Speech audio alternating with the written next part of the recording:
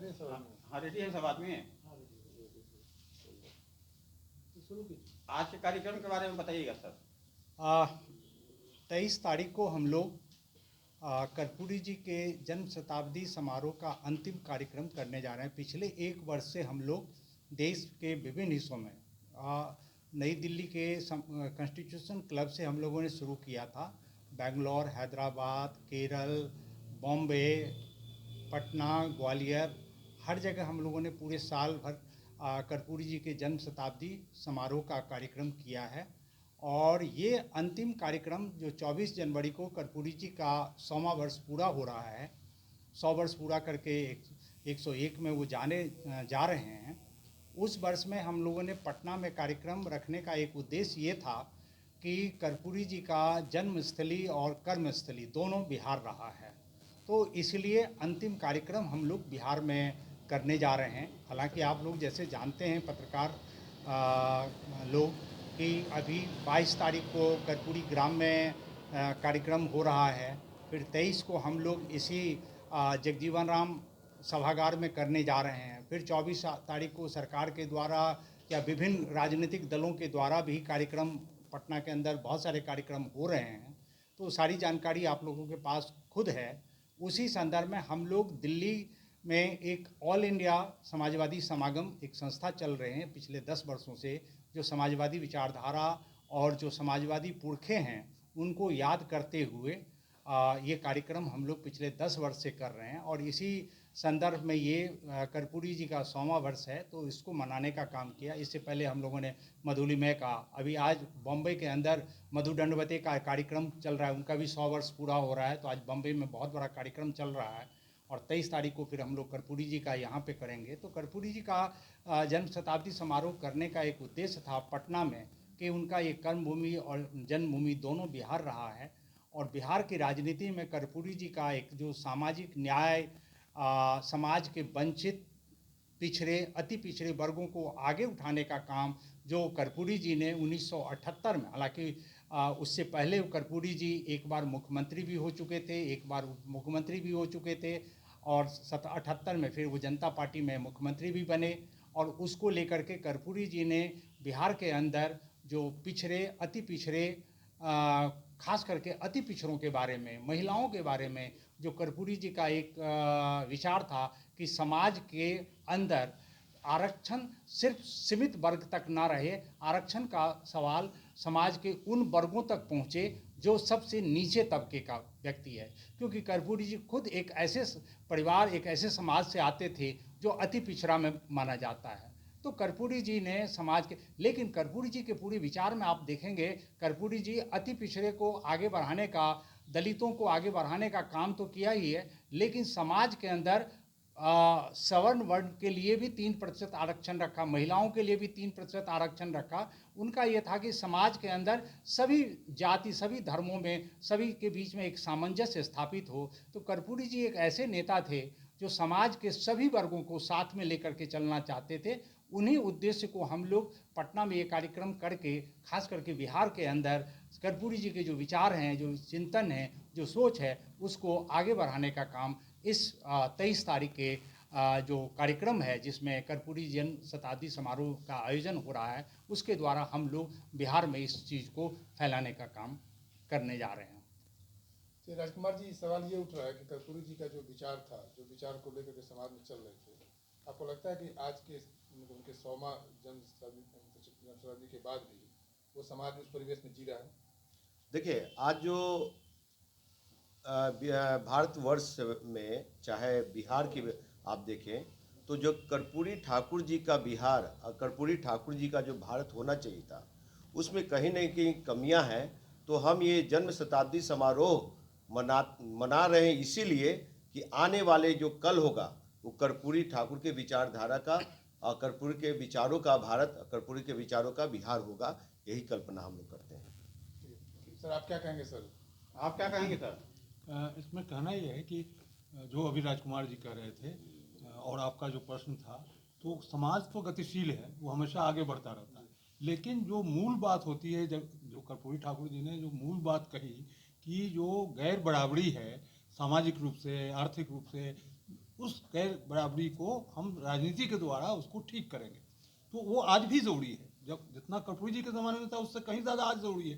तो कर्पूरी जी के नाम पर जो हम लोग कर रहे हैं वो उस उनके विचारों को उस तरह से देख करके और उसको आगे ले जाने का काम कर रहे हैं। तो वो तो है, जो समस्या तो है ही है, समस्या तो खत्म नहीं हुई। जो समस्या है तो फिर उसका निदान तो खोजना पड़ेगा, और उसमें कर्पूरी जी का जो विचार था वो मार्गदर्शन हम लोग को करेगा। तो उस वजह से हम लोग इसको कर रहे हैं। ऐसा नहीं कि सिर्फ एक कर्मकांड नहीं हम लोग कर रहे हैं, हम लोग समाज में जो गैर बराबरी है, पिछड़ापन है, आर्थिक गैर बराबरी है, वो सब जो कर्पूरी जी जिस तरह से सोचते थे और हम लोग भी उसी धारा से काम करते हैं, तो उनके को प्रासंगिक बनाना, यानी उस समस्या का निदान करना, ये हम लोग कर रहे हैं। सर ये बताइए कि अभी जो है जनगणना हुआ है और जो है जो फार्मूला लागू हुआ है अति पिछड़ा पिछड़ा, तो क्या लगता है कि कर्पूरी का फार्मूला जो है इस पर लागू हो सकता है? वो फार्मूला जो अभी हुआ है वो कर्पूरी जी के ही विचार का फार्मूला है, कोई उससे ये नहीं है। और निश्चित रूप से जब है समाज में वो खाई, यानी गैर बराबरी है जाति के कारण, तो उसमें जो लोहिया, असल मूल तो ये लोहिया जी की ये है, और लोहिया जी के ही वो कलिक थे कर्पूरी जी, तो उसी चीज़ को वो आगे बढ़ाया गया है। तो वो तो ज़रूरी है कि पहले हम जाने तो कि हमारे समाज में विषमता क्या था, और जब जान गए तो उसका एक निदान, माने ऐसा नहीं है कि केवल इसी निदान से सारी समस्या दूर हो जाएगी, लेकिन एक जो आरक्षण है वो भी एक गैर बराबरी को दूर करने का एक तरीका है, बहुत सारे तरीकों में। ये जो भ्रम समाज में है कि बस आरक्षण दे देंगे और सब हो जाएगा, भाई आरक्षण दे देंगे और शिक्षा के लिए आप अगर व्यवस्था नहीं करेंगे, शिक्षित ही नहीं होगा, तो उस आरक्षण का क्या फ़ायदा उठाएगा? तो इन बातों को समझने की जरूरत है। समाज जो है उसको, जो हमारे राजनीतिक लोग हैं वो उतना समझा नहीं पाते हैं, तो इसलिए वो भ्रम पैदा होता है। जब तक हम शिक्षा को नहीं ठीक करेंगे तब तक आरक्षण का किसी समाज को फायदा नहीं होगा, तो वो मैंने समझने की जरूरत है। सर ये बताइए, आपने पूरे बिहार का दौरा किया रथ निकाल करके, क्या लग रहा है कि जिस तरह का अभी जो है कर्पूरी फार्मूला अभी चल रहा है पूरे बिहार में, क्या लगता है कि उस कर्पूरी फार्मूला के तहत जो है लोग इस पर अमल कर सकते हैं बिहार में? देखिए, हम लोग पहले पीछे इतिहास के तरफ चलिए। 1930-31 में जाति आधारित जनगणना का खतियान जो बना, वो बिहार पटना हाई कोर्ट के मुख्य न्यायाधीश थे TFD मिलर साहब। उनकी सोच थी कि डिप्रेस क्लास को कैसे उन्नति की बात हो। उसके बाद एक गोलमेज सम्मेलन होता है लंदन में, और 3 बार का हुआ, 17 सितंबर 1930, 1931, 1932। वहाँ जो सवाल उभर कर आया टचेबल अनटचेबल, वो बड़ी खाई।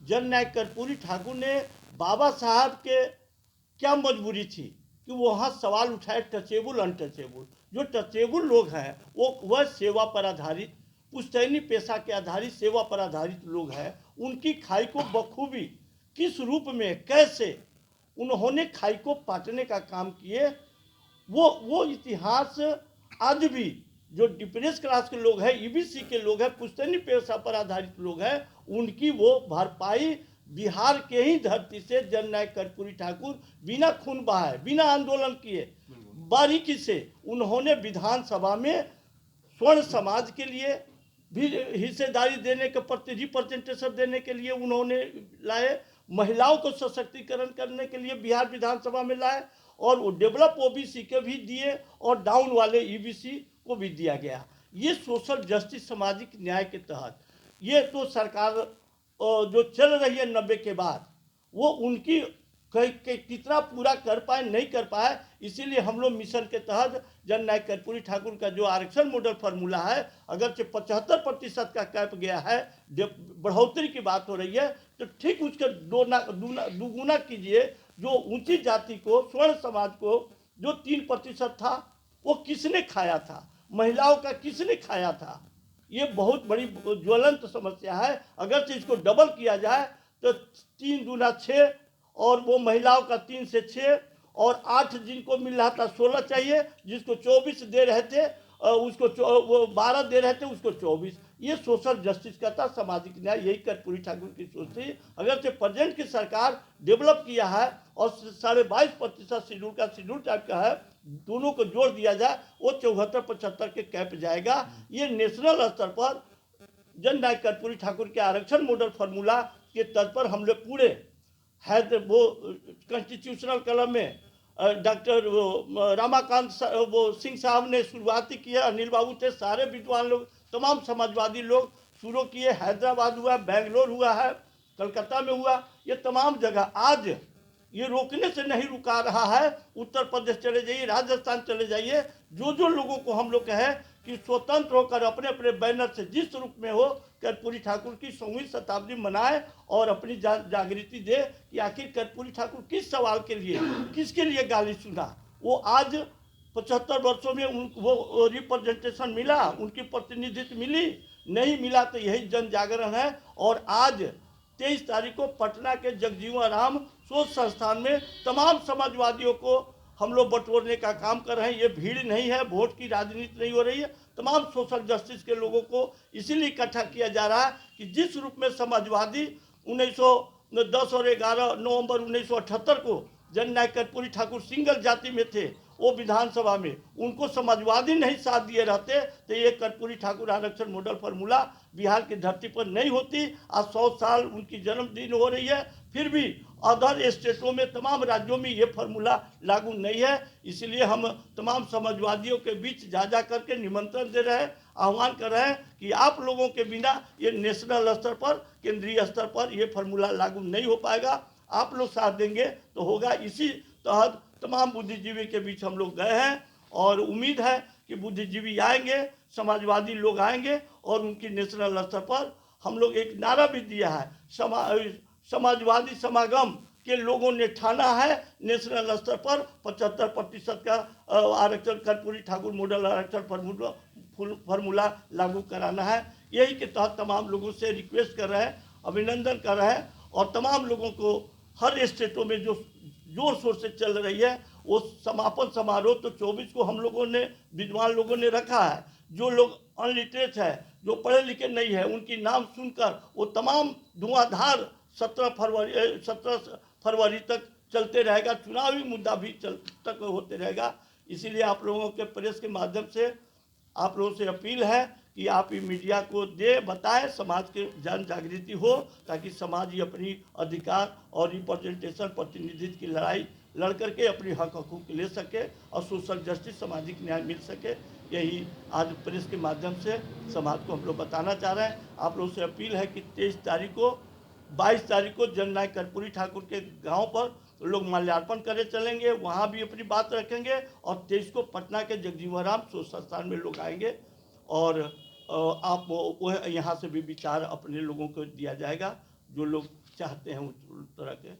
यही बात का मैं अपनी बात विराम करता हूँ। जय संविधान, जय विज्ञान।